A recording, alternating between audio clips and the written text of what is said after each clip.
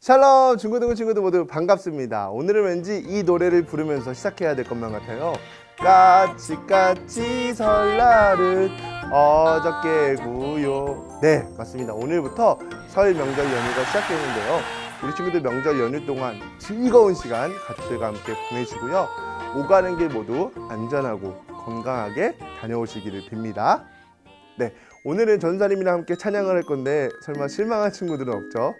네, 오늘은 We Love라는 찬양팀의 공감하시래라는 찬양을 함께 불러보면 좋을 것 같아요. 그런데 특별하게도 We Love라는 팀이 직접 어떻게 찬양을 하고 어떻게 악기 연주를 하면서 찬양을 하는지 우리가 눈으로 보면서 또 가사를 우리의 마음으로 묵상하고 정말 우리의 고백이 되어질 수 있도록 우리의 마음을 모아 함께 찬양해 보겠습니다.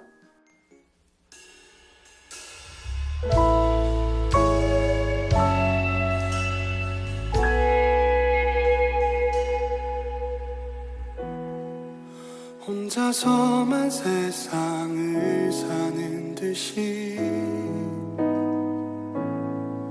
주가 멀어 보이기만 할 때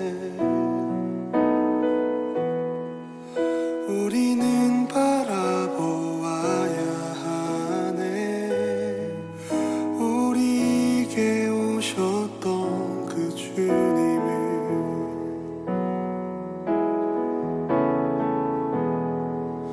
혼자서만 세상을 사는 듯이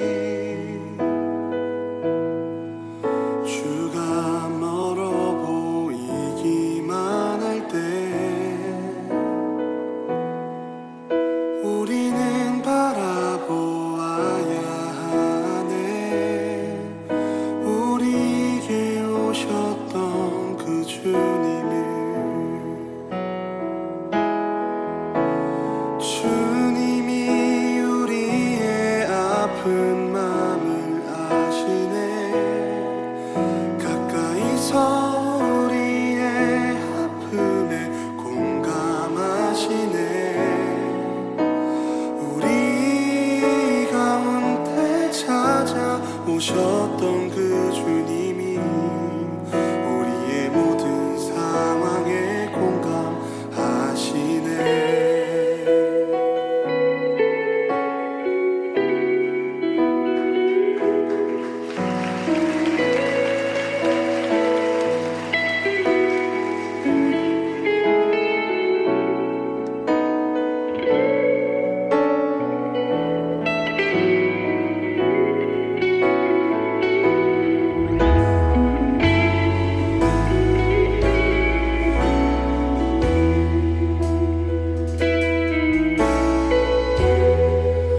혼자서만 세상을 사는 듯이 주가 멀어 보이기만 할 때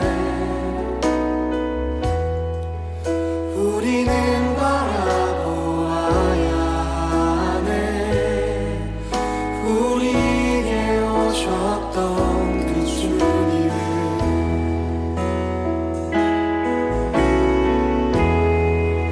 혼자서만 세상을 사는 듯이 주가 멀어 보이기만 할 때 우리는 바라보아야 하네. 우리에게 오셨던 그 주님을 주님이 우리의 아픈 마음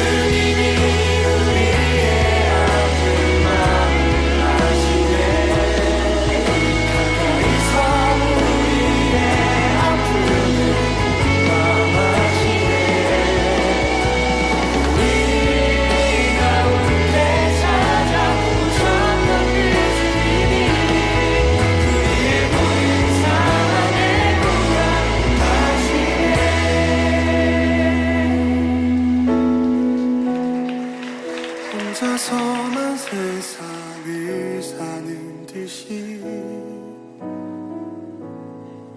주가 멀어 보이기만 할 때 우리는 바라보아야 하네. 우리에게 오셨던 그 주님을.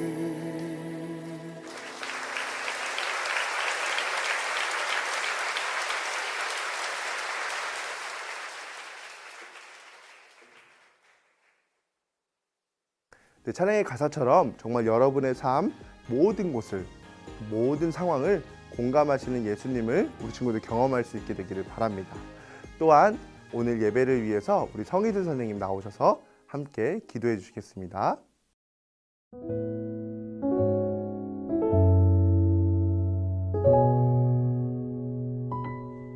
기도 드리시겠습니다. 사랑과 은혜가 풍성하신 하나님 아버지, 1월 마지막 주 주일 예배를 주님께 드립니다. 이 시간 잊지 않고 자리에 나와 영상으로 하나님께 예배드리게 하심에 감사드립니다. 주님, 한 주간 지나왔던 시간 속에서 하나님 앞에 지은 죄를 회개합니다. 저희는 연약하여 작은 유혹에도 쉽게 넘어지지만 아버지께서 주시는 사랑으로 일어나 주의 백성답게 살아갈 수 있도록 은혜 내려주세요. 방학을 보내고 있는 청천교회 중고등부 친구들을 기억하여 주세요. 방학 기간 동안 몸과 마음이 풍성해지고 더 건강해지는 방학이 될 수 있도록 은혜 내려주세요. 교사로 섬기고 있는 선생님들의 건강 지켜주시고 아이들의 믿음이 성장하는 만큼 교사들도 함께 성장할 수 있도록 도와주세요. 1월을 보내고 2월을 시작합니다. 지금까지 지켜주시고 붙들어주신 하나님, 어제도 오늘도 한 걸음 한 걸음 하나님의 은혜가 아닌 것이 없고 지나왔던 모든 시간 속에서 하나님의 사랑과 보살핌을 느낍니다. 새로이 시작되는 2월도 하나님의 사랑과 은혜가 넘치게 하시고 설 명절 기간 동안 아무런 사고 없이 주님의 사랑을 나누는 명절이 되게 해주세요. 코로나로 인해 가지 못하는 이들에게도 하나님의 은혜와 평강이 함께하길 바랍니다. 오늘도 저희에게 말씀을 전해주시는 전도사님과 함께 해주셔서 저희에게 꼭 필요한 말씀 전해주실 수 있도록 능력으로 채워주세요. 듣는 이나 전하는 이나 모두에게 은혜의 시간이 되길 바라며 사랑이 많으신 예수 그리스도의 이름으로 기도드립니다. 아멘. 오늘 함께 보실 하나님의 말씀은 창세기 11장 1절부터 9절까지의 말씀인데요. 우리 친구들 한 목소리로 한 마음으로 함께 읽어보겠습니다. 온 땅의 언어가 하나요 말이 하나였더라. 이에 그들이 동방으로 옮기다가 신할 평지를 만나 거기 거류하며 서로 말하되 자 벽돌을 만들어 견고히 굽자 하고 이에 벽돌로 돌을 대신하며 역청으로 진흙을 대신하고 또 말하되 자 성읍과 탑을 건설하여 그 탑 꼭대기를 하늘에 닿게 하여 우리 이름을 내고 온 지면에 흩어짐을 면하자 하였더니 여호와께서 사람들이 건설하는 그 성읍과 탑을 보려고 내려오셨더라. 여호와께서 이르시되 이 무리가 한 족속이요 언어도 하나이므로 이같이 시작하였으니 이후로는 그 하고자 하는 일을 막을 수 없으리로다. 자 우리가 내려가서 거기서 그들의 언어를 혼잡하게 하여 그들이 서로 알아듣지 못하게 하자 하시고 여호와께서 거기서 그들을 온 지면에 흩으셨으므로 그들이 그 도시를 건설하기를 그쳤더라. 그러므로 그 이름을 바벨이라 하니 이는 여호와께서 거기서 온 땅의 언어를 혼잡하게 하셨음이니라. 여호와께서 거기서 그들을 온 지면에 흩으셨더라. 아멘.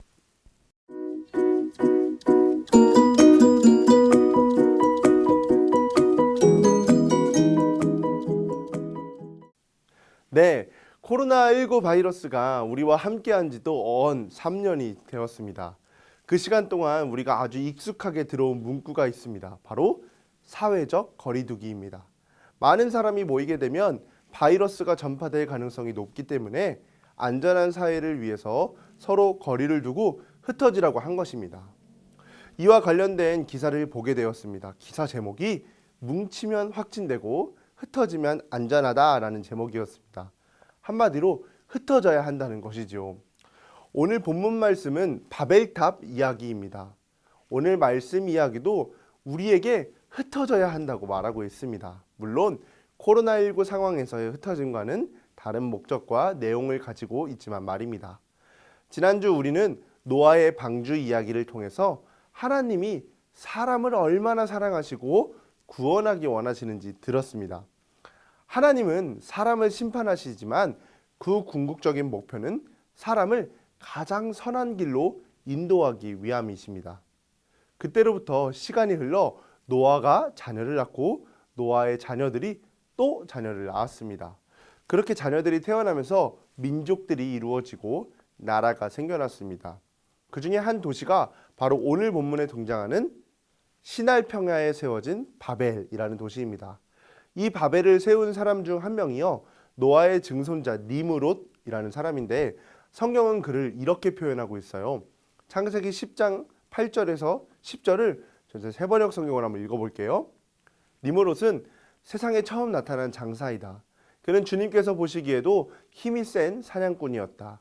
그래서 주님께서 보시기에도 힘이 센 니므롯과 같은 사냥꾼이라는 속담까지 생겼다. 그가 다스린 나라의 처음 중심지는 시날 지방 안에 있는 바빌론과 에렉과 아깝과 갈레이다. 여기서 바벨론이 바로 바벨인데요. 바벨이 세워지는데 그 중심에 있던 인물이 바로 니므롯입니다. 니므롯은 세상에 처음 나타났을 정도의 장사였고 힘이 센 사냥꾼이라고 말합니다. 그런 니므롯이 지은 바벨은 힘이 중심이 되는 나라였음을 보여줍니다. 심지어 니므롯의 이름은 높은 자에게 반역하는 자라는 의미를 가지고 있습니다. 그러니까 니므롯은 자신의 힘을 의지하여 하나님의 뜻에 대항하는 사람을 대표한다고 할 수 있는 것이죠. 그런 니므롯이 세운 바벨은 도대체 하나님께 어떻게 대항하고 있었을까요? 하나님은 우리로 하여금 흩어져서 온 세계를 충만하게 하고 온 세계와 더불어 번성하라고 하시는 분입니다. 그것이 바로 하나님께서 우리에게 원하시는 삶인데요. 홍수로 세상을 심판하시고 노아에게 이렇게 말씀하셨습니다. 창세기 9장 7절입니다. 너희는 생육하고 번성하여 땅에 가득하여 그 중에서 번성하라 하였더라. 이것이 바로 하나님께서 우리에게 바라시는 삶입니다. 그 삶을 위해서 오늘 본문에 등장하는 사람들도 동방으로 흩어지고 있었어요. 옮겨지고 있었습니다. 그런데 갑자기 그들이 시날 평지에 모여 거류하기 시작합니다. 더 이상 흩어지지 않게 된 거죠. 그리고 그들은 거대한 성읍과 탑을 건설하자고 합니다. 왜 그렇게 했을까요? 그 목적을 4절은 이렇게 말해주고 있어요.